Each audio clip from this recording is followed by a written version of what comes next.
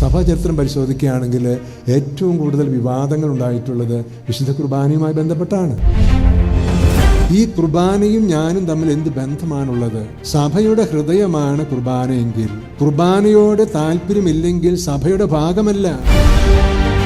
എവിടെ കുർബാനയുണ്ടോ അവിടെ സഭയുണ്ട്, എവിടെ സഭയുണ്ടോ അവിടെ കുർബാനയുണ്ട്. ഇത് രണ്ടും നമുക്ക് വേർതിരിച്ചെടുക്കാനായിട്ട് സാധിക്കുകയില്ല. ക്രിസ്തീയ ജീവിതത്തിൽ അപജയങ്ങൾ വന്നു പോകുന്നുണ്ടെങ്കിൽ അതിൻ്റെ പ്രധാനപ്പെട്ട കാരണം ഈ കുമ്പസാരം എന്ന കൂദാശയോടുള്ള നമ്മുടെ അവജ്ഞയാണ്. നിങ്ങളുടെ ഈശോയുമായുള്ള സഭയുമായുള്ള അടുപ്പം എങ്ങനെയുണ്ടോ അതുപോലെ ആയിരിക്കും പ്രിയപ്പെട്ടവരെ നിങ്ങളുടെ മക്കള്. 24 മണിക്കൂറിലെ ഏറ്റവും പ്രധാനപ്പെട്ട സമയം എന്ന് പറയുന്നത്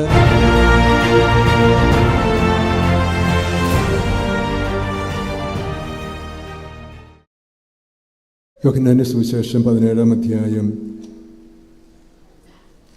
ചരിത്രപരമായി ഈശോ ഈ ലോകത്തോട് വിട പറയുന്നതിന് മുമ്പ് ഈശോ തൻ്റെ ശിഷ്യന്മാർക്ക് വേണ്ടി പ്രാർത്ഥിച്ച അധ്യായമാണ്. ഈശോ നമ്മളോട് എങ്ങനെ പ്രാർത്ഥിക്കണം, എന്ത് പ്രാർത്ഥിക്കണം എന്നൊക്കെ പറഞ്ഞിട്ടുണ്ട് പല സന്ദർഭങ്ങളിലായിട്ട്. പക്ഷേ കർത്താവ് പ്രാർത്ഥിക്കുന്നത് നമ്മൾ കാണുന്നത്, പ്രത്യേകിച്ചും വാക്കുകളെടുത്ത് പ്രാർത്ഥിക്കുന്നത് കാണുന്നത് യോഹന്നാന്റെ സുവിശേഷം 17-ാമത്തെ അധ്യായത്തിലാണ്. ഇന്നത്തെ സുവിശേഷം ആരംഭിക്കുന്നത് ഇങ്ങനെ പറഞ്ഞിട്ടാണ്: ഞാൻ അവർക്ക് വേണ്ടിയാണ് പ്രാർത്ഥിക്കുന്നത്, ലോകത്തിന് വേണ്ടിയല്ല, അങ്ങ് എനിക്ക് തന്നവർക്ക് വേണ്ടിയാണ് പ്രാർത്ഥിക്കുന്നത്. കർത്താവ് ഇത് പറയുമ്പോൾ പിതാവായ ദൈവത്തിൽ നിന്ന് തൻ്റെ ശിഷ്യ സമൂഹത്തിലേക്ക് കടന്നു വന്നവരെ പിതാവ് തനിക്ക് നൽകിയ ഏറ്റവും വലിയ വിലപ്പെട്ട സമ്മാനങ്ങളായിട്ടാണ് കാണുന്നത്. അങ്ങനെ നീ എനിക്ക് തന്ന ഈ സമ്മാനങ്ങളായ ശിഷ്യന്മാരെ ഈ ലോകത്തിൽ അവർ ജീവിക്കുന്നുണ്ടെങ്കിലും നിൻ്റേതായ രീതിയിൽ എന്നോട് ചേർത്ത് നിർത്തണേ എന്ന് കർത്താവ് പ്രാർത്ഥിക്കുകയാണ്. ഈ പ്രാർത്ഥനയിൽ നമ്മൾ ഉടനീളം നോക്കുകയാണെങ്കിൽ 3 കാര്യങ്ങളാണ് കർത്താവ് പറയുന്നത്, ആഗ്രഹിക്കുന്നത്. 1, ശിഷ്യന്മാരുടെ ഇടയിലുള്ള ഐക്യം. 2, ശിഷ്യന്മാരുടെ ദൈവീകമായിട്ടുള്ള സംരക്ഷണം. 3, ശിഷ്യന്മാരുടെ വിശുദ്ധീകരണം. ഐക്യം നമുക്കറിയാം. വിശുദ്ധ കുർബാന നമുക്കറിയാം. ഇന്ന് ഇവ കുഞ്ഞുമക്കൾ സ്വീകരിക്കാൻ പോകുന്നത് കൂദാശകളുടെ കൂദാശ എന്നറിയപ്പെടുന്ന കൂദാശയാണ്. അത് വിശുദ്ധ കുർബാനയാണ്. That's a symbol of unity. വിശുദ്ധ കുർബാനയിൽ നിന്നാണല്ലോ സഭ വന്നത്. കാൽവരിയിലെ കർത്താവിൻ്റെ ഏക ബലിയിൽ നിന്ന് ജനിച്ചു വീണ കർത്താവിൻ്റെ ഭൗതിക ശരീരമാണ് സഭ. അതുകൊണ്ടാണ് സഭ പഠിപ്പിക്കുന്നത് എക്ലേസിയ ദൈവക്കരിസ്തീയ. സഭ കുർബാനയിൽ നിന്നാണ് ജനിച്ചത്. എവിടെ കുർബാനയുണ്ടോ അവിടെ സഭയുണ്ട്, എവിടെ സഭയുണ്ടോ അവിടെ കുർബാനയുണ്ട്. ഇത് രണ്ടും നമുക്ക് വേർതിരിച്ചെടുക്കാനായിട്ട് സാധിക്കുകയില്ല. അതുകൊണ്ട് ഈ ഐക്യത്തിൻ്റെ വിശുദ്ധ കുർബാന എന്ന് പറയുന്നത് ആ കുർബാനയിലേക്ക് എത്തി നിൽക്കുന്ന ജനമാണ് സഭ എന്ന് പറയുന്നത്. അല്ലാതെ സഭ ഒരു ആൾക്കൂട്ടം അല്ലല്ലോ, ഒരു ട്രേഡ് യൂണിയൻ അല്ല.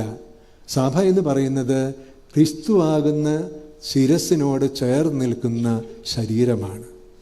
അതുകൊണ്ട് വിശുദ്ധ കുർബാന എന്ന് പറയുന്നത് നമ്മുടെ സഭയുടെ കോറാണ്, അത് ഹാർട്ടാണ്. അതാണ് വിശുദ്ധ കുർബാന. ഈ കുർബാനയോട് എത്രത്തോളം നമ്മൾ ചേർന്നിരിക്കുന്നുവോ ഈ കുർബാനയിൽ ഐക്യം പല ഗോതമ്പ് മണികൾ ഒരുമിച്ച് ചേർന്ന് അലിഞ്ഞു ചേർന്നുണ്ടാകുന്ന ഗോതമ്പപ്പം, മുന്തിരി വീഞ്ഞ് പലതായിട്ട് എടുത്ത് അത് അരച്ച് വീഞ്ഞാക്കിയെടുക്കുന്ന ഒന്നായിത്തീരുന്ന ആ യാഥാർത്ഥ്യം, അതാണ് വിശുദ്ധ കുർബാന എന്ന് പറയുന്നത്. അപ്പോൾ വിശുദ്ധ കുർബാന എന്ന് പറയുന്നത് ഐക്യത്തിൻ്റെ പ്രതീകമാണ്. ഇന്ന് ഈ കുഞ്ഞുങ്ങൾ കുർബാന സ്വീകരിക്കുമ്പോൾ ഈ ഐക്യത്തിൻ്റെ ഭാഗമാകാണ് അവർ ചെയ്യുന്നത്. മാമോദീസയിലൂടെ വിശ്വാസം സ്വീകരിച്ചു, അറിഞ്ഞറിയാതെ വിശ്വാസം സ്വീകരിച്ചു. അത് കഴിഞ്ഞ് ഇപ്പോൾ കുറേ പേരൊക്കെ അന്ന് തന്നെ സ്വീകരിച്ചു. ഇന്ന് കുറച്ച് പേര് സ്ഥൈര്യലേപനം സ്വീകരിക്കും. അപ്പോൾ കുറച്ചും കൂടി ബോധം വരും അവർക്ക്, ഞാൻ ക്രിസ്ത്യാനിയാണ്, ഞാൻ കത്തോലിക്കനാണ്, എൻ്റെ ഉത്തരവാദിത്തമാണ് ക്രിസ്തുവിനെ പ്രഘോഷിക്കുക എന്നുള്ളത്. അപ്പോൾ അതുകൊണ്ട് ധൈര്യത്തോടു കൂടി തൻ്റെ അടുത്തോടു കൂടി നാണമില്ലാതെ ഏത് സാഹചര്യത്തിലും ക്രിസ്ത്യാനിയാണെന്ന് പറയാനും കത്തോലിക്കനാണെന്ന് പറയാനും ആ കത്തോലിക്കൻ്റെ രക്ഷകൻ, ഞങ്ങളുടെ ഏക രക്ഷകൻ ക്രിസ്തുവാണ് ഞങ്ങളുടെ നേതാവ്, ആ ക്രിസ്തു അല്ലാതെ വേറെ നേതാവ് ഞങ്ങൾക്കില്ല എന്ന് തൻ്റെ ഇടത്തോടു കൂടി പറയാനുള്ള ഉത്തരവാദിത്വവും കഴിവാണല്ലോ ഈ സ്ഥൈര്യലേപനം എന്ന കൂദാശയിലൂടെ തൈലാഭിഷേകത്തിലൂടെ ലഭിക്കുന്നത്. അതും കുറേ പേര് സ്വീകരിച്ചു, ഇപ്പോൾ കുറച്ച് പേര് സ്വീകരിക്കാൻ പോവുകയാണ്. ഇതിൻ്റെ എല്ലാറ്റിൻ്റെയും മകുടമാണ് വിശുദ്ധ കുർബാന എന്ന് പറയുന്നത്. അപ്പോൾ ഈ വിശുദ്ധ കുർബാനയിൽ ഒരു കുർബാന സ്വീകരണത്തിൽ നമ്മൾ പങ്കുചേരുമ്പോൾ ഈ വിശുദ്ധ കുർബാനയോടുള്ള എൻ്റെ മനോഭാവം എന്താണ്? ഈ കുർബാനയും ഞാനും തമ്മിൽ എന്ത് ബന്ധമാണുള്ളത്? സഭയുടെ ഹൃദയമാണ് കുർബാനയെങ്കിൽ കുർബാനയോട് താല്പര്യമില്ലെങ്കിൽ സഭയുടെ ഭാഗമല്ല. വിശുദ്ധ കുർബാനയിൽ അനുദിനം, അതുകൊണ്ടാണല്ലോ സഭ പഠിപ്പിക്കുന്നത് holy mass is the heart of the day എന്ന് പറയുന്നതിന് കാരണം അതാണ്. 24 മണിക്കൂറിൽ ഏറ്റവും പ്രധാനപ്പെട്ട സമയം എന്ന് പറയുന്നത് നമ്മൾ വിശുദ്ധ കുർബാനയിൽ പങ്കെടുത്ത് യോഗ്യതയോടുകൂടി കുർബാന സ്വീകരിക്കുന്നതാണ്. അപ്പം അതുകൊണ്ട് ഇന്ന് കുട്ടികളെ കുർബാനയൊക്കെ സ്വീകരിച്ച് ആഘോഷമായി കുർബാനയൊക്കെ സ്വീകരിച്ച് മുന്നോട്ട് പോകുമ്പോൾ ഇത് കുട്ടികൾക്ക് വേണ്ടി മാത്രമല്ല ഈ ആഘോഷം വയ്ക്കുന്നത്. ഇപ്പം നമ്മളത് ആലോചിച്ച് നോക്കിയേ, എത്ര നാളുകളായിട്ട് കുവൈറ്റിലെ ഈ നോർത്തേൺ അറേബ്യ വികാരിയാറ്റിലെ കുവൈറ്റ് സഭ എന്ന് പറയുന്നത് എപ്പിസ്കോപ്പൽ വിക്കാറിൻ്റെ നേതൃത്വത്തിൽ മാസങ്ങളായിട്ട് ഇതിൻ്റെ പിന്നാലെ നടക്കുകയാണ്. ഇതാണ് പ്രധാനപ്പെട്ടത്. പ്രത്യേകിച്ച് കഴിഞ്ഞ വെള്ളിയാഴ്ച മുതൽ ജോണിച്ചനാണെങ്കിലും പിന്നെ ജിജോച്ചനെ കാണാനില്ല, കാരണം എപ്പോഴും ഇവിടെയാണ്. ഇതാണ് ജ്വരം. നമ്മളെ സംബന്ധിച്ചിടത്തോളം വളരെ പ്രധാനപ്പെട്ട ദിവസങ്ങളാണ്. എന്താണ്? നമുക്ക് കുർബാനയെക്കുറിച്ചുള്ള അവബോധത്തിലേക്ക് കൂടുതൽ വളരാനും കുഞ്ഞുങ്ങളെ ആ അവബോധത്തെ വളർത്താനും ഉള്ള ഉത്തരവാദിത്തമാണ് പ്രിയപ്പെട്ടവരെ ഈ കുർബാന സ്വീകരണത്തിലൂടെ നമ്മൾ ഏറ്റെടുക്കുന്നത്. നമുക്കറിയാമല്ലോ, നമ്മുടെ ഇടവക ജീവിതത്തിൽ, സഭാ ജീവിതത്തിൽ വളരെ പ്രധാനപ്പെട്ട ചുരുക്കം ചില ദിവസങ്ങളിൽ ഒന്ന് ഈ ആഘോഷപൂർവ്വമായിട്ടുള്ള കുർബാന സ്വീകരണത്തിൻ്റെ ദിവസമാണ്. ആദ്യമായി നമ്മുടെ കുഞ്ഞുങ്ങൾക്ക് വിശുദ്ധ കുർബാന കൊടുത്ത്, സംഭവം ശരിയാണ്, സാക്രമെൻറ്റ്സ് ഓഫ് ഇനീസിയേഷൻ്റെ ഭാഗമായിട്ടൊക്കെ കുറേ പേര് അന്ന് സ്വീകരിച്ചു. പക്ഷേ ബോധത്തോടു കൂടി ഞാൻ ആരെയാണ് സ്വീകരിക്കുന്നത്, എന്താണ് സ്വീകരിക്കുന്നത്, ഇതിൻ്റെ അർത്ഥം എന്താണ് എന്നൊക്കെ മനസ്സിലാക്കി സ്വീകരിക്കുന്ന അവസരമാണ് ഈ വിശുദ്ധ കുർബാന സ്വീകരണത്തിൻ്റെ സമയം. അതുകൊണ്ട് ഇത് കുഞ്ഞുങ്ങൾക്ക് മാത്രമല്ല, അവരുടെ മാതാപിതാക്കൾക്കും. ഞങ്ങളും വർഷങ്ങൾക്ക് മുമ്പ് കുർബാന സ്വീകരിച്ചല്ലോ, എന്നിട്ടാണല്ലോ കുഞ്ഞുങ്ങളെ കിട്ടിയത്. ഈ അവസരത്തിൽ ആ കുഞ്ഞുങ്ങളുടെ മാതാപിതാക്കളാകാൻ സാധിച്ചത്. അങ്ങനെ ഇരിക്കെ നമുക്ക് ഈ കുർബാനയോടുള്ള നമ്മുടെ ബന്ധം എങ്ങനെയാണ്? ജീവിതത്തിൽ ഓരോ ദിവസവും കുർബാനയിൽ പങ്കെടുത്തതിന് ശേഷം പഠിക്കാൻ പോകണം, ജോലിക്ക് പോകണം, ബിസിനസ്സിന് പോകണം, യാത്രയ്ക്ക് പോകണം, ചികിത്സയ്ക്ക് പോകണം എന്നുള്ള ഒരു ചിന്ത നമുക്കുണ്ടെങ്കിൽ അതിൻ്റെ അർത്ഥം നമ്മൾ സഭയാകുന്ന ആ അമ്മയോട് കൂടി നടക്കുന്നവരാണെന്നുള്ളതാണ്. അപ്പോൾ അതുകൊണ്ട് വിശുദ്ധ കുർബാനയോട് ബന്ധമില്ലാത്ത, കുർബാനയോട് സ്നേഹമില്ലാത്ത, കുർബാനയുടെ മുമ്പിൽ ഇരിക്കാൻ മടി കാണിക്കുന്ന ആർക്കും സഭയുടെ സജീവ ശിലകളാണ് എന്ന് പറയാനായിട്ട് സാധിക്കുകയില്ല. അപ്പോൾ അതുകൊണ്ട് ഈ കുർബാന സ്വീകരണം ഈ കുഞ്ഞുങ്ങൾക്ക് മാത്രമല്ല, നമ്മളെ സംബന്ധിച്ചിടത്തോളം വളരെ പ്രധാനപ്പെട്ടതാണ്. അപ്പോൾ അത് ഐക്യത്തിൻ്റെ പ്രതീകമാണ്. വിശുദ്ധ കുർബാനയിൽ സജീവമായി പങ്കെടുക്കുന്നുണ്ടെങ്കിൽ അതിൻ്റെ അർത്ഥം സഭാ കൂട്ടായ്മയോട് ഏറ്റവും ചേർന്നിരിക്കുന്ന വ്യക്തികളെന്നാണ്. അപ്പോൾ അതുകൊണ്ട് അൾത്താരയിൽ ഐക്യമാണ് നമ്മുടെ കുടുംബത്തിൽ ഐക്യത്തിൻ്റെ അടിസ്ഥാനം. വിശുദ്ധ കുർബാനയുടെ സ്നേഹം ഉണ്ടെങ്കിൽ നിങ്ങളൊന്ന് ആലോചിച്ച് നോക്കുകയോ, വിശുദ്ധ കുർബാനയുടെ സ്നേഹം ഉണ്ടാകുകയും കുർബാന വന്ന് പങ്കെടുക്കുകയും കുർബാന യോഗ്യതയോടുകൂടി സ്വീകരിക്കുകയും ചെയ്യുന്ന ഒരു കുടുംബത്തിൽ നിന്നും തമ്പുരാൻ ഇറങ്ങിപ്പോകില്ല. ഏത് സാഹചര്യത്തിലും, എന്തെല്ലാം പട്ടിണിയായാലും, എന്തൊക്കെ ബുദ്ധിമുട്ടുകൾ ആ കുടുംബത്തിൽ വന്നാലും ആ സമൂഹത്തിൽ വന്നാലും കർത്താവ് അവരെ കാത്ത് സംരക്ഷിക്കും. അതുകൊണ്ട് ഈ ഒരു ചിന്ത നമുക്കെല്ലാം ഇപ്പോഴും ഉണ്ടാകണം. ഐക്യത്തിൻ്റെ കൂദാശിയായി വിശുദ്ധ കുർബാന ഞങ്ങളുടെ ജീവിതത്തിൽ, എൻ്റെ കുടുംബത്തെ, എൻ്റെ ഇടവകയെ, എൻ്റെ സമൂഹത്തെ ഒന്നിപ്പിക്കുന്ന ഏറ്റവും ശക്തമായിട്ടുള്ള കണ്ണിയാണ്. അതാണ് ഐക്യം. ആ ഐക്യത്തിന് വേണ്ടിയാണ് കർത്താവ് പ്രാർത്ഥിച്ചത്. തന്നോട് ചേർന്ന് നിൽക്കുന്ന ശിഷ്യ സമൂഹം ഉണ്ടാകണം. തന്നെ സ്നേഹിക്കുകയും തൻ്റെ പേരിൽ തന്നെ പ്രഘോഷിക്കുകയും തന്നെ വചനം പ്രഘോഷിക്കുകയും തന്നോട് ചേർന്ന് ഏത് സാഹചര്യത്തിലും കർത്താവിനെ ഒറ്റിക്കൊടുക്കാത്ത ഒരു സമൂഹം ഉണ്ടാകണം എന്നുള്ള ചിന്ത നമുക്കുണ്ടാകണം. നമുക്കറിയാലോ, നമ്മുടെ ബെനഡിക്റ്റ് 16 മാർപ്പാപ്പ, അദ്ദേഹം ഈ അടുത്ത കാലത്ത് മരിച്ചുപോയി. അദ്ദേഹം പറഞ്ഞൊരു കാര്യമുണ്ട്. സഭയാകുന്ന അമ്മയ്ക്ക്, എൻ്റെ അമ്മയ്ക്ക് പല ചുളിവുകൾ ഉണ്ടാകും. അദ്ദേഹം പറയാണ്, ചുളിവുകളുള്ള അമ്മ. നമുക്കറിയാലോ, പ്രായമാകുമ്പോൾ നമ്മുടെ അമ്മമാരുടെ അപ്പന്മാരുടെയൊക്കെ മുഖത്തൊക്കെ ചുളിവുകൾ വീഴും. അത് മക്കൾ നോക്കണം. കുട്ടികൾക്ക് ചിലപ്പോൾ തോന്നുന്നില്ല. അത് കുട്ടികൾ പോയി നോക്കണം. നിങ്ങളുടെ മാതാപിതാക്കളൊന്നും വീഴേണ്ട സമയമായിട്ടില്ല, പക്ഷെ കുറച്ച് അപ്പുറത്തിരിക്കുന്ന മാതാപിതാക്കളുണ്ടാവും, പ്രായമുള്ളവർ. അവരുടെയൊക്കെ മുഖത്ത് ചുളിവുകൾ വീണിട്ടുണ്ടാവും. ബെനഡിക്റ്റ് 16 മാർപ്പാപ്പ പറയാണ്, ഈ സഭയാകുന്ന അമ്മയ്ക്ക് പല ചുളിവുകൾ വീണിട്ടുണ്ടാകും. അതിൻ്റെ അർത്ഥം പല കുറവുകളുണ്ടാകും, ബലഹീനതകളുണ്ടാകും, പോരായ്മകളുണ്ടാകും. പക്ഷെ അവളെ കല്ലെറിയാൻ ഞാൻ ഒരിക്കലും അനുവദിക്കില്ല. മാർപ്പാപ്പ പറയാണ്, ഈ ചുളിവുകളുള്ള, പോരായ്മകളുള്ള അമ്മ എൻ്റെ അമ്മയാണ്.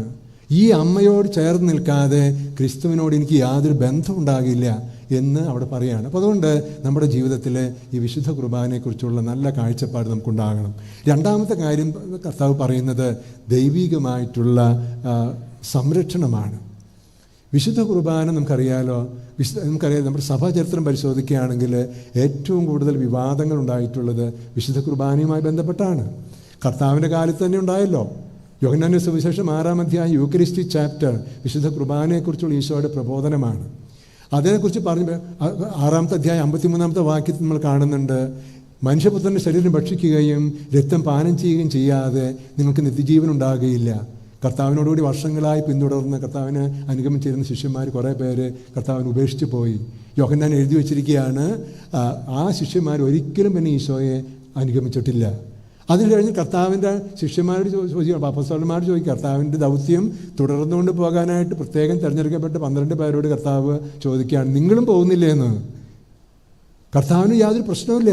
കുർബാനയെക്കുറിച്ചുള്ള പ്രബോധനം സ്വീകരിക്കാൻ പറ്റാതെ അപ്പോസ്തലന്മാർ പോലും പോയാലും എനിക്ക് യാതൊരു വിരോധവുമില്ല, എന്നാലും ഈ പ്രബോധനത്തിൽ വെള്ളം ചേർക്കാൻ എനിക്ക് സാധിക്കില്ല. He was not ready for any kind of compromise in the teaching on the holy Eucharist. പ്രിയപ്പെട്ടവരെ, നമ്മുടെ ജീവിതത്തെ ഒന്നിപ്പിച്ച് നിർത്തുന്ന കണ്ണി എന്ന് പറയുന്നത് ജീസസ് ഇൻ ദ ഹോളി യൂക്കറിസ്റ്റാണ്.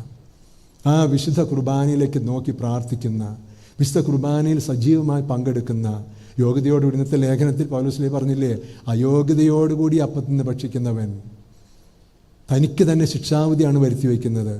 അപ്പോൾ അയോഗ്യതയില്ലാതെ വിശുദ്ധ കുർബാനയിൽ പങ്കെടുക്കാനും കുർബാന സ്വീകരിക്കാനും നമുക്ക് സാധിക്കണം. അങ്ങനെ സ്വീകരിച്ചു കഴിഞ്ഞാൽ നമ്മൾ അതിനു ശേഷമുള്ള നമ്മുടെ യാത്രയിൽ 1 മണിക്കൂർ കൊണ്ട് പരീക്ഷയ്ക്ക് പഠിക്കുന്നവർക്ക് 1/2 മണിക്കൂർ കൊണ്ട് പഠിക്കാൻ സാധിക്കും. വിശുദ്ധ കുർബാനയിൽ പങ്കെടുത്തിട്ട് നിങ്ങൾ പരീക്ഷയ്ക്ക് പോയി നോക്കിയേ. ചില കുട്ടികൾ പറയാറുണ്ട്, അച്ഛാ ഞങ്ങൾക്ക് ഭയങ്കര കടുപ്പമുള്ള പരീക്ഷയാണ്, അതുകൊണ്ട് ഇന്ന് ഞാൻ പള്ളിയിൽ പോയില്ല. എന്തേ? പള്ളിയിൽ പോയി കഴിഞ്ഞാൽ 1-2 മണിക്കൂർ നഷ്ടപ്പെടുമല്ലോ, 1-1.5 മണിക്കൂർ നഷ്ടപ്പെടുമല്ലോ. അതുകൊണ്ട് ആ 1.5 മണിക്കൂർ കൂടി ഇരുന്ന് പഠിക്കുക. അങ്ങനെ പഠിക്കുന്ന മണ്ടന്മാരും മണ്ടികളുണ്ട്. എനിക്ക് അവരോട് പറയാനുള്ളത്, നിങ്ങൾ 1 മണിക്കൂർ കൊണ്ട് പള്ളി കുർബാനയ്ക്ക് പോകാതെ, ജപമാല ചൊല്ലി പ്രാർത്ഥിക്കാതെ, വചനം വായിക്കാതെ നിങ്ങൾ 1 മണിക്കൂർ നേരം കൂടുതൽ ഇരുന്ന് പഠിച്ചതിൻ്റെ പേരിൽ നിങ്ങൾക്ക് മാർക്ക് കിട്ടില്ല. പക്ഷേ കുർബാനയിൽ പങ്കെടുത്ത്, കർത്താവിലുള്ള വിശ്വാസത്തോടു കൂടി കുർബാനയിൽ പങ്കെടുത്ത്, ജപമാല ചൊല്ലി പ്രാർത്ഥിച്ച്, വചനം വായിച്ച് നിങ്ങൾ പഠിക്കാതിരുന്നൊക്കെ 1 മണിക്കൂർ കൊണ്ട് മുമ്പ് പഠിച്ചത് 1/2 മണിക്കൂർ കൊണ്ട് പഠിക്കാൻ സാധിക്കും. മണിമണിയായിട്ട് ചോദ്യക്കടലാസ് കയ്യിൽ കിട്ടുമ്പോൾ ഉത്തരം എഴുതാൻ മണിമണിയായിട്ട് നിങ്ങൾക്ക് സാധിക്കും. നിങ്ങൾ പരീക്ഷിച്ച് നോക്കിയോളോട്ടാ. ഇതിന് പറഞ്ഞിട്ടില്ല, ഞാൻ നിങ്ങൾ പറയുകയാണ്, ആ ഒരു രീതി നിങ്ങൾക്കുണ്ടാകണം. അങ്ങനെ വിശുദ്ധ കുർബാന ഇപ്പോൾ അമ്മയും അപ്പനൊക്കെ നന്നായിട്ട് ഒരുങ്ങിയിട്ടുണ്ട്. ബിയാരിച്ചൻ മാത്രമൊന്നുമല്ല, അപ്പനും അമ്മയൊക്കെ നന്നായിട്ട് ഒരുങ്ങിയിട്ടുണ്ട് മാസങ്ങളായിട്ട്. ഇപ്പോൾ വിദേശത്തു നിന്നൊക്കെ, ഇപ്പോൾ നമ്മുടെ ജോർജിനൊക്കെ വന്നിട്ടുണ്ടല്ലോ, ജർമ്മനിയിൽ നിന്നൊക്കെ വന്നിട്ടുണ്ടല്ലോ, ഇതുപോലെ പലരും വന്നിട്ടുണ്ടാകും ആഘോഷിക്കാനായിട്ട്. ഇതൊരു സോഷ്യൽ ചടങ്ങായിട്ട് മാറരുത്. ഈ കുർബാന സ്വീകരണം സോഷ്യൽ ചടങ്ങായിട്ട് കുട്ടികൾ ജനിച്ചു, 10 വയസ്സായി, 11 വയസ്സായി, എന്നാൽ പിന്നെ ഇരിക്കട്ടെ കുർബാന സ്വീകരണം. ഇനി അടുത്ത കുർബാന സ്വീകരണം അടുത്തത് ഞങ്ങൾ അറിയുമോ ഇല്ലയോ എന്ന് അറിഞ്ഞുകൂടാ. അങ്ങനെയുള്ള ചിന്തിക്കുന്ന മാതാപിതാക്കളുണ്ട്. ഞങ്ങളുടെ കസ്റ്റഡിയിൽ പെട്ടതല്ലല്ലോ അടുത്ത ചടങ്ങെന്ന് വരുന്നത്, കല്യാണം എന്ന് പറയുന്നത് ഞങ്ങളുടെ ഇതിൽ പെട്ടതല്ലല്ലോ എന്ന് പറയുന്നവരൊക്കെ ഉണ്ട്. പക്ഷേ ആ ഒരു രീതിയിലേക്ക് നമ്മൾ ചുരുങ്ങരുത്. വിശുദ്ധ കുർബാന സ്വീകരണം എന്ന് പറയുന്നത് നമ്മളെ സംബന്ധിച്ചിടത്തോളം കുട്ടികളെ കർത്താവിലേക്ക് അടുപ്പിക്കുന്നതായിരിക്കണം. സങ്കീർത്തനം 84 നമ്മളൊരു തള്ള പക്ഷിയെ കാണുന്നുണ്ട്. മീവൽ പക്ഷി, തള്ള മീവൽ പക്ഷി. ഈ മീവൽ പക്ഷി എന്താണ് അതിനെക്കുറിച്ച് പറയുന്നത്? മീവൽ പക്ഷി തൻ്റെ കുഞ്ഞുങ്ങളെ ബലിപീഠത്തിനരികെ കൂടുണ്ടാക്കി അവിടെ വളർത്തുകയാണ്. എന്താ കാരണം എന്നറിയാമോ? ആ തള്ളപ്പക്ഷിക്ക് ഉറപ്പുണ്ട്, ബലിപീഠത്തിനരികെ ഞങ്ങളുടെ കുഞ്ഞുങ്ങൾ വളർന്നാൽ ഒരിക്കലും ആ കുഞ്ഞുങ്ങൾ അപകടത്തിലേക്ക് പോകില്ല. അതാണ് സങ്കീർത്തനം 84 നമ്മൾ പഠിപ്പിക്കുന്നത്. പ്രിയ മാതാപിതാക്കളെ, എനിക്ക് നിങ്ങളോട് പറയാനുള്ളത്, ഈ ഒരു ആഘോഷത്തിലേക്ക് മാത്രം നിങ്ങൾ ചുരുക്കരുത്. നിങ്ങൾ കുഞ്ഞുങ്ങളെ കൊണ്ടുവരണം. ഏത് വീട്ടിലെ കുഞ്ഞുങ്ങളാണെങ്കിലും നിങ്ങൾ ബലിപീഠത്തോട് ചേർത്ത് നിർത്തി വളർത്തണം. പരിശുദ്ധ അമ്മയെ അടുത്ത് നിർത്തണം. ഒരു കുഞ്ഞും വഴിതെറ്റി പോകില്ല. നിങ്ങൾക്ക് സന്തോഷിക്കാൻ, നിങ്ങൾ അധ്വാനിച്ച് മക്കളെ പഠിപ്പിച്ച് വളർത്തി വലുതാക്കി നിങ്ങളുടെ ജീവിതാസ്തമയത്തിൽ നിങ്ങൾക്ക് സന്തോഷത്തോടെ സമാധാനത്തോടെ കഴിയണമെങ്കിൽ തുടക്കം മുതൽ തന്നെ നിങ്ങൾ കൊണ്ടുപോരണം. നാളെ ഇത് കഴിഞ്ഞ് നാളെ കുഞ്ഞുങ്ങളെ അപ്പന്മാരും ഓർമ്മപ്പെടുത്തണം, അവർ മറന്നാൽ തന്നെ, അല്ലെങ്കിൽ അവർ കുഞ്ഞുങ്ങളെ ഓർമ്മപ്പെടുത്തണം, മക്കളെ കുർബാനയിൽ പങ്കെടുക്കണം. നിങ്ങൾ കാലത്ത് പങ്കെടുക്കുന്നോ, ഉച്ചതിരിഞ്ഞ് പങ്കെടുക്കുന്നോ, അത് നിങ്ങളുടെ കാര്യം, നിങ്ങളുടെ സൗകര്യം പോലെ ആയിക്കോ. പക്ഷെ കുർബാനയിൽ പങ്കെടുക്കാത്തൊരു ദിവസം, ഞാനും എൻ്റെ കുഞ്ഞുങ്ങളും, ഞാനും എൻ്റെ മക്കളും, ഞങ്ങളുടെ മക്കളും ദിവ്യബലിയിൽ പങ്കെടുക്കാത്തൊരു ദിവസം ഉണ്ടാകാൻ പാടില്ല എന്നുള്ള നിർബന്ധമായിരിക്കണം പ്രിയപ്പെട്ടവരെ ഈ ആഘോഷമായ കുർബാന സ്വീകരണത്തിൻ്റെ ഓർമ്മയ്ക്കായി നിങ്ങൾ എടുക്കേണ്ട വാഗ്ദാനം. നിങ്ങൾക്കറിയാലോ, മെയ് 6-ാം തീയതിയാണ് നമ്മൾ തിരുസഭാ മാതാവ് ഒരു ബാലനായ വിശുദ്ധനെ ഓർത്തത്, ഡൊമിനിക് സാവിയോ. ഈ ഡൊമിനിക് സാവിയോയുടെ ചരിത്രം പഠിക്കുന്നത് നല്ലതാണ്. കുഞ്ഞുങ്ങൾ വായിച്ചിട്ടില്ലെങ്കിൽ, ഈ വെക്കേഷനൊക്കെ ആരംഭിക്കാൻ പോവുകയാണല്ലോ, നന്നായിട്ട് വായിക്കണം ഡൊമിനിക് സാവിയോ ആരായിരുന്നു എന്നുള്ളത്. 12-13 വയസ്സിൽ മരിച്ചുപോയ സ്വർഗത്തിലെത്തിച്ചേർന്ന വലിയ വിശുദ്ധൻ. അദ്ദേഹം ആ ബാലൻ ഡൊമിനിക്ക് കുർബാന സ്വീകരണത്തിന് തലേ ദിവസം അമ്മയുടെ അടുത്ത് വന്നിട്ട് പറയുകയാണ് അവൻ, അമ്മേ, ഞാൻ അമ്മയെ ഒരുപാട് വേദനിപ്പിച്ചിട്ടുണ്ട്, നാളെ ഞാൻ കുർബാന സ്വീകരിക്കാൻ പോവുകയാണ് എന്ന് പറഞ്ഞിട്ട് അദ്ദേഹം എടുത്ത 4 പ്രതിജ്ഞകളുണ്ട്. കുഞ്ഞുമക്കളെ മനസ്സിലത് കുറിച്ചിടണം, ഹൃദയത്തിൽ കോരിയിടണം. അമ്മമാരെടുത്തിരുന്ന് ഇടയ്ക്കിടയ്ക്ക് ഓർമ്മക്കണം. ഒന്ന് പറഞ്ഞതാണ്, എൻ്റെ ഈശോയും എൻ്റെ അമ്മ പരിശുദ്ധ മാതാവും എൻ്റെ സ്നേഹിതരായിരിക്കും. അതാണ് ആദ്യത്തെ പ്രതിജ്ഞ. എൻ്റെ ഈശോയും പരിശുദ്ധ അമ്മയും എൻ്റെ സ്നേഹിതരായിരിക്കും. രണ്ടാമത്തെ പ്രതിജ്ഞ എന്ന് പറയുന്നത്, ഞാൻ എല്ലാ ദിവസവും വിശുദ്ധ കുർബാനയിൽ പങ്കെടുക്കും. ഈ അടുത്ത കാലത്താണ് പ്രിയപ്പെട്ടവരെ എല്ലാ ദിവസവും അൽമായർക്ക് എല്ലാ ദിവസവും കുർബാന സ്വീകരിക്കാനുള്ള അനുവാദം സഭ കൊടുത്തത്. ഈ അടുത്ത കാലത്താണ്. മുമ്പ് അങ്ങനെ ഉണ്ടായിരുന്നില്ല. അതുകൊണ്ടാണ് പൗലോസിൻ്റെ ഇതുണ്ടല്ലോ, എല്ലാ ദിവസവും അനുവദിച്ചാൽ അതിന് വിലയുണ്ടാവില്ല എന്ന് മനസ്സിലാക്കിയിട്ട് സഭ ഈ അടുത്ത കാലം വരെ അൽമായർക്ക് എല്ലാ ദിവസവും കുർബാന സ്വീകരിക്കാനുള്ള അനുവാദം കൊടുത്തിരുന്നില്ല. അതുകൊണ്ട് ഡൊമിനിക് സാവിയോ പറഞ്ഞു, എൻ്റെ കുമ്പസാരക്കാർ അനുവദിക്കുന്നതനുസരിച്ച് ഞാൻ എല്ലാ ദിവസവും കുർബാന സ്വീകരിക്കും, എല്ലാ ദിവസവും കുർബാനയിൽ പങ്കെടുക്കും. പക്ഷേ കുമ്പസാരിപ്പിക്കുന്ന അച്ഛൻ അനുവദിക്കുന്നതനുസരിച്ച് ഞാൻ കുർബാന സ്വീകരിക്കും. മൂന്നാമതായിട്ട് അദ്ദേഹം എടുത്ത പ്രതിജ്ഞ എന്ന് പറയുന്നത്, എന്നും ഞാൻ ദൈവത്തിൻ്റെ വചനം വായിക്കും. ദൈവവചനം വായിക്കാത്തൊരു ദിവസം പോലും എൻ്റെ വീട്ടിൽ, എൻ്റെ ജീവിതത്തിൽ ഉണ്ടാകുകയില്ല. നാലാമത്തത്, പാപത്തേക്കാൾ മരണം. പാപം ചെയ്യുന്നതിനേക്കാൾ എത്രയും വേഗം മരിക്കുന്നതാണ് എൻ്റെ ഇഷ്ടം, എൻ്റെ താല്പര്യം. പ്രിയ കുഞ്ഞുങ്ങളെ, നിങ്ങൾ ഈ ഡൊമിനിക് സാവിയോയുടെ പ്രായത്തിൽ ഇന്ന് കുർബാന സ്വീകരിക്കുകയാണ്. എന്താണ് നിങ്ങൾ എടുത്തിരിക്കുന്ന പ്രതിജ്ഞ? ഇതുവരെ നിങ്ങളൊന്നും ചിലപ്പോൾ എടുത്തിട്ടുണ്ടാകുകയില്ല, പക്ഷെ എന്തെങ്കിലും എടുക്കണ്ടേ? അതിന് നമ്മുടെ മുമ്പിൽ സഭ വരച്ച് കാണിക്കുന്ന വലിയ വിശുദ്ധനാണ് ഡൊമിനിക് സാവിയോ. അതുകൊണ്ട് പാപത്തേക്കാൾ മരണം, പാപത്തിൽ നിന്ന് ഒഴിഞ്ഞു നിൽക്കാൻ ഏറ്റവും പറ്റിയ ഔഷധം എന്ന് പറയുന്നത്, മുടങ്ങാതെ വിശുദ്ധ കുർബാനയിൽ പങ്കെടുക്കണം. കുർബാനയ്ക്ക് വരുമ്പോൾ പറയണം, കർത്താവേ, നിന്നെ യോഗ്യതയോടുകൂടി സ്വീകരിക്കാൻ പറ്റുന്ന രീതിയിലാണോ ഞാൻ വരുന്നത്, ഞാനിവിടെ വന്നിരിക്കുന്നത്? അങ്ങനെ നിനക്കതിനുള്ള യോഗ്യത ഇല്ലെന്ന് പറഞ്ഞാൽ പോയി കുമ്പസാരിക്കണം. കുമ്പസാരിക്കാതെ കുർബാന സ്വീകരിക്കരുത്. കുമ്പസാരിക്കാതെ മനസാക്ഷി നമ്മൾ പറയാണ്, നിനക്ക് കുർബാന സ്വീകരിക്കാനുള്ള യോഗ്യത ഇല്ല എന്ന് തോന്നിക്കഴിഞ്ഞാൽ നീ കുമ്പസാരിച്ചിട്ടേ കുർബാന സ്വീകരിക്കാവൂ. എനിക്ക് നിങ്ങൾ പറയാനുള്ളത്, നമ്മുടെ സഭയ്ക്ക്, നമ്മുടെ ക്രിസ്തീയ ജീവിതത്തിൽ അപജയങ്ങൾ വന്നു പോകുന്നുണ്ടെങ്കിൽ അതിൻ്റെ പ്രധാനപ്പെട്ട കാരണം ഈ കുമ്പസാരം എന്ന കൂദാശയോടുള്ള നമ്മുടെ അവജ്ഞയാണ്. ഇപ്പം നമ്മൾ കുട്ടികളൊക്കെ നന്നായിട്ട് മനോഹരമായിട്ട് ഒരുക്കിയിട്ടുണ്ട്, എത്ര സുന്ദരമായിട്ട്, നാട്ടിനേക്കാളും ഉഷാറായിട്ടാണ് കേട്ടോ നിങ്ങൾ. ഇന്ത്യക്ക് പുറത്താണെങ്കിലും മനോഹരമായിട്ടാണ് നിങ്ങൾ ഇതൊക്കെ സംഘടിപ്പിച്ചിട്ടുള്ളത്. തിളങ്ങുന്ന ഉടുപ്പുകൾ, എന്താ കളി! ഇതൊക്കെ ശരിക്കും വീഡിയോയിൽ വന്നു കഴിഞ്ഞാൽ എന്തായിരിക്കും അവസ്ഥ? അപ്പോൾ നാട്ടിനേക്കാളും വളരെ ആവേശമാണ്. നല്ല കാര്യം. നമ്മൾ എവിടെയാണെങ്കിലും നമ്മൾ ആഘോഷിക്കേണ്ടതും നടത്തേണ്ടതൊക്കെ നന്നായിട്ട് നടത്തും, നല്ല കാര്യമാണ്. പക്ഷെ ഒരു കാര്യം മനസ്സിലാക്കണം. ഇപ്പോൾ അച്ഛൻ പറഞ്ഞിട്ടുണ്ടാകും, കുഞ്ഞുങ്ങൾ കുർബാന സ്വീകരിക്കാൻ വരുമ്പോൾ മാതാപിതാക്കളും കുമ്പസാരിച്ച് ഒരുങ്ങി വരണം. പല ചേട്ടന്മാരും കെട്ടുകുമ്പസാരത്തിന് ശേഷമുള്ള ആദ്യത്തെ കുമ്പസാരമായിരിക്കും ഇപ്പോൾ നടത്തിയിട്ടുണ്ടാവുക. കാരണം വിചാരിച്ചും പറഞ്ഞിട്ടുണ്ടാവും 144 പാസ്സാക്കിയിട്ടുണ്ടാവും. അപ്പനും അമ്മയും കുമ്പസാരിച്ച് കുർബാന സ്വീകരിക്കാൻ വന്നില്ലെങ്കിൽ കുഞ്ഞിന് കുർബാന കൊടുക്കില്ല എന്ന് ഞാൻ പറഞ്ഞിട്ടുണ്ടാവും. അങ്ങനെയാണ് നമ്മുടെ സഭയിൽ ഇങ്ങനെ വന്നത്. അതുകൊണ്ട് ചിന്തിക്കണം, കെട്ടുകുമ്പസാരത്തിന് ശേഷം എത്ര കൊല്ലം കഴിഞ്ഞിട്ടാണ് അപ്പനും അമ്മയും, അമ്മ എന്ന് പറയും, അമ്മമാരിനിപ്പോൾ എനിക്ക് അറിഞ്ഞുകൂടെ, ഈ നാട് വിട്ട് പോകുന്നപ്പോൾ വല്ല വ്യത്യാസം വന്നിട്ടുണ്ട്. സാധാരണഗതി ചേച്ചിമാർ അത്ര കുഴപ്പം കാണിക്കാറില്ല. ഇനി ഇവിടെ എങ്ങനെയാണെന്ന് എനിക്ക് അറിഞ്ഞുകൂടാ. ചേട്ടന്മാരുടെ കാര്യത്തിൽ ഞാൻ കേട്ടിട്ടുള്ളതാണ്. ഞാൻ 36 വർഷമായല്ലോ. അച്ഛാ കെട്ടുകുംസാരത്തിന് ശേഷം ഞാൻ ആദ്യമായിട്ട് എനിക്ക് കുറച്ച് സമയം വേണമെന്നു ചില ചേട്ടന്മാർ പറയാണ്. അഴിക്കാനേ ഒരുപാട് സമയം വേണമെന്ന് പറയുന്നത്. ഈ കുമ്പസാരം എന്ന കൂദാശയോടുള്ള ഈ അവജ്ഞ, അതുകൊണ്ടാണ് പോളാറമാർപ്പം നമ്മൾ ഓർമ്മപ്പെടുത്തുന്നത്, ഇന്ന് ലോകത്തെ ബാധിച്ചിരിക്കുന്ന ഏറ്റവും വലിയ പ്രശ്നം പാപബോധം നഷ്ടപ്പെട്ടിരിക്കുന്നു എന്നുള്ളതാണ്. The loss of the sense of sin. പ്രിയപ്പെട്ടവരെ, ഇന്ന് നമ്മൾ കാണുന്ന, ചുറ്റുപാടും കാണുന്ന, മാധ്യമങ്ങളിലൂടെ മനസ്സിലാക്കുന്ന കാര്യങ്ങൾ അതൊക്കെ ദൈവം അനുവദിച്ചിട്ടുള്ളതാണ്, വചനം അനുസരിച്ചിട്ടുള്ളതാണ്. ആർക്കും എതിരെ എന്തും ചെയ്യാൻ. അത് രാഷ്ട്രത്തിനെതിരെയാവാം, സഭയ്ക്കെതിരെയാകാം, സഭാ നേതൃത്വത്തിനെതിരെയാകാം, സ്വന്തം മാതാപിതാക്കൾക്കെതിരെയാകാം, ജീവിത പങ്കാളികൾക്കെതിരെയാകാം, മക്കൾക്കെതിരെയാകാം. ഭാവബോധം നഷ്ടപ്പെട്ടിരിക്കുന്നു. കുമ്പസാരമെന്ന കൂദാശയെ നമ്മൾ അർത്ഥപൂർണമായ രീതിയിൽ സ്വീകരിക്കാൻ തയ്യാറാകുമ്പോൾ ദൈവം നമുക്ക് അനുതാപത്തിൻ്റെ, അനുരഞ്ജനത്തിൻ്റെ കൃപകൾ തന്നുകൊണ്ടിരിക്കും.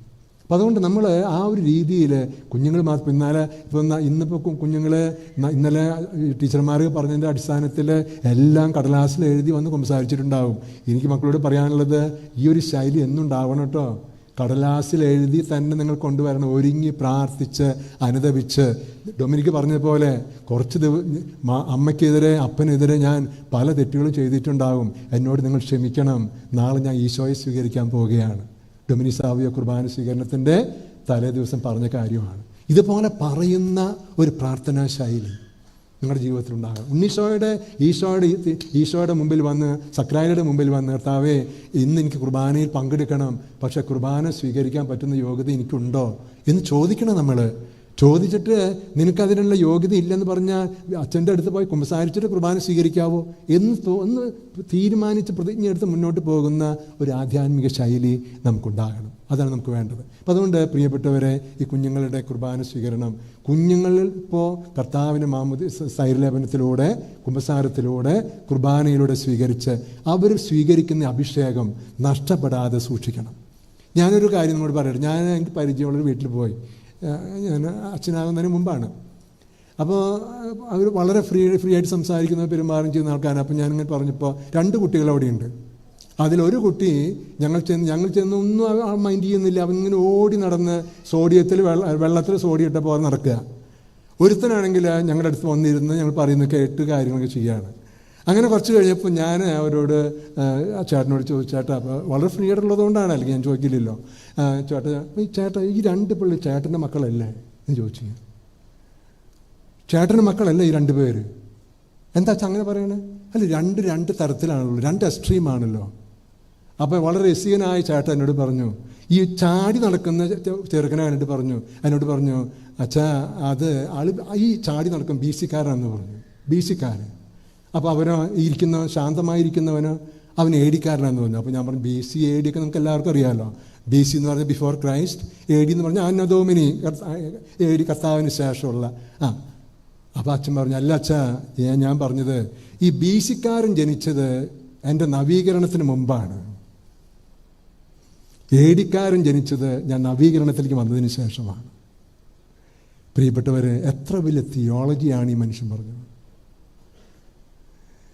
നിങ്ങളുടെ ഈശോയുമായുള്ള, സഭയുമായുള്ള അടുപ്പം എങ്ങനെയുണ്ടോ അതുപോലെ ആയിരിക്കും പ്രിയപ്പെട്ടവരെ നിങ്ങളുടെ മക്കള്. നിങ്ങൾ ഓർക്കണം. എന്തിനും നമ്മൾ അവർ കുറ്റം പറയണേ? നമ്മൾ ചില മാതാപിതാക്കൾ ചിലപ്പോൾ കുട്ടികളെ ആവശ്യമായിട്ട് കുറ്റം പറയുന്നവർ, ശകാരിക്കുന്നവരുണ്ടാവും. എങ്കിലും നീ ജനിച്ചത് മുതൽ അന്ന് തുടങ്ങിയതാണ്ട ഈ ദുരിതം പറയാറില്ലേ? അമ്മമാരും പറയാറുണ്ട്, അപ്പന്മാരും പറയാറുണ്ട്, നീ ജനിച്ച അന്ന് മുതൽ തുടങ്ങിയതാ ഈ ദുരിതം. എന്തിനാ അവരെ കുറ്റപ്പെടുത്തുന്നേ? അവർ ജനിച്ചപ്പോൾ നിന്റെ അവസ്ഥ എന്തായിരുന്നു? അവർ ജനിച്ചപ്പോൾ നിനക്ക് ഈശോയുമായി, സഭയുമായി എന്ത് ബന്ധമാണ് ഉണ്ടായിരുന്നത്? നീ എങ്ങനെയുള്ള കൂദാശ ജീവിതം നയിച്ചിരുന്നത്? അഭിഷേകമുള്ള മക്കളുണ്ടാകണമെങ്കിൽ പ്രിയപ്പെട്ടവരെ, മാതാപിതാക്കൾക്ക് അഭിഷേകം ഉണ്ടാകണം. ദൈവത്തോട് ചേർന്ന് നിൽക്കുന്ന, ദൈവവചനത്തെ ദൈവപ്രമാണമായി സ്വീകരിച്ച് പാലിക്കുന്ന, അതുപോലെ തന്നെ കൂദാശ ജീവിതത്തിൽ മുടക്ക് വരുത്താത്ത മാതാപിതാക്കൾക്ക് യഥാസമയത്ത് മക്കള് ദൈവം കൊടുക്കും, നിറകുടമായിട്ട് കൊടുക്കും. തുടമുള്ള മക്കൾ, അഭിഷേകമുള്ള മക്കളെ ദൈവം കൊടുക്കും. ആ ഒരു അവസ്ഥ നമുക്കെല്ലാവർക്കും ഉണ്ടാകണം എന്നുള്ളതാണ് എനിക്ക് പറയാനുള്ളത്. അപ്പോൾ അതുകൊണ്ട് ഈ കുർബാന സ്വീകരണം കഴിഞ്ഞ് അങ്ങനെ കയറൂരി വിടരുത്. അവർ മക്കളൊപ്പം നിർത്തണം. പ്രാർത്ഥനയ്ക്ക്, പള്ളിയിലേക്ക്, മനോഭാവങ്ങളിൽ, സഭയോടുള്ള കാഴ്ചപ്പാടിലൊക്കെ മാറ്റം ഉണ്ടാകണം. അങ്ങനെ വരുമ്പോൾ നമ്മുടെ മക്കൾ അഭിഷേകമുള്ള മക്കളായി, നമുക്ക് ബ്ലെസ്സിങ് ആവുന്ന, അഭിമാനിക്കാവുന്ന മക്കളായിട്ട് തീരും. ആ ഒരു കൃപയ്ക്ക് വേണ്ടി നമുക്ക് പ്രാർത്ഥിക്കാം. മൂന്നാമതായിട്ട് കർത്താവ് പ്രാർത്ഥിച്ചത് വിശുദ്ധീകരണത്തിന് വേണ്ടിയിട്ടാണ്. അവിടെ കർത്താവ് പറയുകയാണ്, അങ്ങ് അവരെ സത്യത്താൽ വിശുദ്ധീകരിക്കണമേ. എന്നിട്ട് പറയാ, അങ്ങയുടെ വചനമാണല്ലോ സത്യം. ഈശോയുടെ വചനമാണ് യഥാർത്ഥ സത്യം. ആ സത്യത്താൽ അവരെ വിശുദ്ധീകരിക്കണേ. ദൈവവചനം വായിച്ച് പ്രാർത്ഥനാപൂർവം വായിച്ചു വരുമ്പോൾ നമ്മുടെ ജീവിതത്തിലേക്ക് വിശുദ്ധീകരണം കടന്നു വരും. നമ്മൾ വിശുദ്ധീകരിക്കപ്പെടും. നമ്മൾ അഭിഷേകമുള്ള വ്യക്തികളായിട്ട് മാറും. അങ്ങനെ സത്യത്താൽ വിശുദ്ധീകരിക്കണമെന്ന് കർത്താവ് നമുക്ക് വേണ്ടി പ്രാർത്ഥിച്ചത്, മുൻകൂട്ടി പ്രാർത്ഥിച്ചത് കർത്താവിൻ്റെ വചനത്തോട് നമുക്ക് താല്പര്യം ഉണ്ടാകണമെന്ന് ആഗ്രഹിച്ചിട്ടാണ്. കർത്താവിൻ്റെ വചനത്തിൽ താല്പര്യം എങ്ങനെ ഉണ്ടാകുക? നമുക്കറിയാലോ, സെൻ്റ് അഗസ്റ്റിൻ, സഭാപിതാവായ സെൻ്റ് അഗസ്റ്റിൻ നമ്മളെ ഓർമ്മപ്പെടുത്തുന്നത് പിതാവായ ദൈവം മനുഷ്യവർഗത്തിന് അയച്ച പ്രേമലേഖനമാണ് ബൈബിൾ. ഒരു പെൺകുട്ടിയോ ഒരു ആൺകുട്ടിയോ നമുക്ക് ഒരു പ്രേമലേഖനം അയച്ചാൽ നമുക്ക് ഒരുപാട് ലേഖനങ്ങൾ കിട്ടാറുണ്ട്. പക്ഷെ ചില ലേഖനങ്ങളോട് നമുക്ക് വലിയ താല്പര്യമാണ്. അതിന് പറയുന്ന പേരാണ് പ്രേമലേഖനം. അതായത് നമ്മളെ വളരെ കാര്യമായി സ്വീകരിച്ചിട്ടുള്ള, ഉൾക്കൊണ്ടിട്ടുള്ള ഒരാൾ ഒരു എഴുത്ത് അയച്ചു കഴിഞ്ഞാൽ നമുക്ക് വലിയ ഇഷ്ടമാണ്. പെട്ടെന്ന് ആർത്തിയോടുകൂടി വായിക്കും അത്. ഇതുപോലെ ആർത്തിയോടുകൂടി പ്രാർത്ഥനാപൂർവം നമ്മൾ ഓരോ ദിവസവും മക്കളോടൊപ്പം ഇരുന്ന് വചനം വായിക്കണം. ഹൃദ്യമായ രീതിയിൽ, താല്പര്യപൂർവ്വം, സന്തോഷത്തോടുകൂടി. ബാലരമയും കലാകൗമുദിയും അതുപോലെ തന്നെ മുട്ടത്ത് വർക്കിയുടെ നോവലൊക്കെ വായിക്കുന്ന പോലെ നിങ്ങൾ ബൈബിൾ വായിക്കാൻ പോയി കഴിഞ്ഞാൽ ഒരു അഭിഷേകം ഉണ്ടാകില്ല. അഭിഷേകം ഉണ്ടാകണമെങ്കിൽ പ്രാർത്ഥനാപൂർവ്വം ഇത് എനിക്ക് എൻ്റെ കുടുംബത്തിന് ദൈവം അയച്ചിട്ടുള്ള സന്ദേശമാണ് എന്ന് മനസ്സിലാക്കി നമ്മൾ വായിക്കണം. അങ്ങനെ വായിക്കുമ്പോൾ ആ വചനത്തിലൂടെ നമ്മളിലേക്ക് വിശുദ്ധി കടന്നു വരും. നമുക്കറിയാമല്ലോ, ലൂക്കായുടെ സുവിശേഷം 24-ാമത്തെ അധ്യായത്തിൽ എമ്മാവുസിലേക്ക് പോയ ശിഷ്യന്മാരുടെ അനുഭവം. വിശുദ്ധ കുർബാനയിലേക്ക് കർത്താവ് അവരെ ഒരുക്കിയത് എങ്ങനെയാണ്? പഴയ നിയമം വ്യാഖ്യാനിച്ച് അവരുടെ ഹൃദയം ജ്വലിപ്പിച്ച് വിശുദ്ധ കുർബാനയിലെ ഈശോയെ തിരിച്ചറിയാവുന്ന രീതിയിലേക്ക് അവർ പാകപ്പെടുത്തി. നമ്മുടെ ജീവിതത്തിൽ ഇത് സംഭവിക്കണം. അതുകൊണ്ട് പ്രിയപ്പെട്ടവരെ, നമ്മൾ ഈ കുഞ്ഞുങ്ങളുടെ ഈ കുർബാന സ്വീകരണം കുഞ്ഞുങ്ങളെ ബലിപീഠത്തോട്, വീവൽ പക്ഷിയെപ്പോലെ ബലിപീഠത്തോട് ചേർത്ത് നിർത്തി വളർത്തുന്ന ഒരു ആധ്യാത്മികത ഈ നോർത്തേൺ അറേബ്യൻ വികാരിയേറ്റിൽ ഉണ്ടാകണം, കുവൈറ്റിൽ ഉണ്ടാകണം. അതാണ് നമുക്ക് അടുത്ത തലമുറയ്ക്ക് ഈ സഭയ്ക്ക് കൊടുക്കാവുന്ന ഏറ്റവും വലിയ സമ്മാനം എന്ന് പറയുന്നത്. അപ്പം അതുകൊണ്ട് ഈ കുഞ്ഞുങ്ങളിലൂടെ, കുഞ്ഞുങ്ങളുടെ മാതാപിതാക്കളിലൂടെ നമ്മളെല്ലാവരിലേക്കും ഈശോയുടെ സ്നേഹവും അഭിഷേകവും കൃപാവരങ്ങളും ഒഴുകിയെത്തട്ടെ എന്ന് പ്രാർത്ഥിച്ചുകൊണ്ട് നമുക്ക് തുടർന്നും ഈ തിരുക്കർമ്മത്തിൽ പങ്കുചേരാം. ഒരു നിമിഷം കണ്ണുകളടച്ച് കൈകൾ കൂപ്പി ഈശോയുടെ കൃപയ്ക്ക് വേണ്ടി പ്രാർത്ഥിക്കാം. സ്നേഹനാഥനായ ഈശോ, നീ നിന്നെ തന്നെ ബലിയായി സമർപ്പിച്ചതിൻ്റെ ഓർമ്മയാണല്ലോ വിശുദ്ധ കുർബാന. ഞങ്ങളുടെ ജീവിതത്തിൻ്റെ സഭയുടെ കേന്ദ്രം. സഭ ജനിച്ചു വീണത് വിശുദ്ധ കുർബാനയിൽ നിന്നാണ്, നിൻ്റെ ഏക ബലിയിൽ നിന്നാണല്ലോ. എന്നേക്കുമായി നീ അർപ്പിച്ച ഏകബലി, കാൽവരിയിൽ നിന്ന് ജനിച്ചു വീണ സഭ. ആ സഭയുടെ ഭാഗമായ ഞങ്ങൾ ഈ മണലാരണ്യത്തിൽ കഴിയുമ്പോൾ നിന്നിൽ നിന്ന് ലഭിച്ചത് ഞങ്ങൾ തുടരട്ടെ. നീയാണ് ഞങ്ങളുടെ ജീവിതത്തിനൊക്കെ. ഞങ്ങൾക്ക് ഒരുപാട് വെല്ലുവിളികളും ബുദ്ധിമുട്ടുകളൊക്കെ ഉണ്ട്. പക്ഷേ ഐക്യത്തോടുകൂടി നിന്നെ വിളിച്ച് കരഞ്ഞാൽ നീ ഏത് മരുഭൂമിയിലും ഓടിയെത്തുന്നവനാണെന്ന് ഞങ്ങളുടെ ചരിത്രം ഞങ്ങൾ പഠിപ്പിച്ചിട്ടുണ്ട്. കർത്താവേ, കൃപയ്ക്ക് വേണ്ടി ഞങ്ങൾ പ്രാർത്ഥിക്കുന്നു. ഇന്ന് കുംസാരത്തിലൂടെ, സ്ഥൈര്യലേപനത്തിലൂടെ, വിശുദ്ധ കുർബാനയിലൂടെ നിന്നെ സ്വീകരിക്കുന്ന ഈ കുഞ്ഞുമക്കൾക്ക്, അവരുടെ മാതാപിതാക്കൾക്ക്, മറ്റ് കുടുംബാംഗങ്ങൾക്ക്, ഈ ഇടവകയ്ക്ക് മുഴുവനും വിശുദ്ധ കുർബാന ഒരു അനുഭവമായി മാറട്ടെ. ഒരു സോഷ്യൽ ചടങ്ങ് മാത്രമാകാതെ ഞങ്ങളെ ഒന്നിപ്പിക്കുന്ന, ഞങ്ങളെ ഏത് സാഹചര്യത്തിലും പ്രലോഭനങ്ങളിൽ നിന്ന്, പാപങ്ങളിൽ നിന്ന് ഞങ്ങളെ രക്ഷപ്പെടുത്തി നിർത്തുന്ന, വളർത്തുന്ന, ഞങ്ങളെ വിശുദ്ധീകരിക്കുന്ന ഏറ്റവും ശക്തമായ ചാനലാകട്ടെ വിശുദ്ധ കുർബാന. കർത്താവെ, കൃപയ്ക്ക് വേണ്ടി ഞങ്ങൾ പ്രാർത്ഥിക്കുന്നു. പരിശുദ്ധ അമ്മേ, വിശുദ്ധ ഔസേപ്പ് പിതാവേ, ഞങ്ങളുടെ എല്ലാവരുടെയും സ്വർഗീയ മധ്യസ്ഥരെ, ഞങ്ങൾക്കെല്ലാവർക്കും വേണ്ടി ദൈവസന്നിധിയിൽ നിങ്ങൾ മാധ്യസ്ഥം വഹിക്കണമേ. ആമേൻ.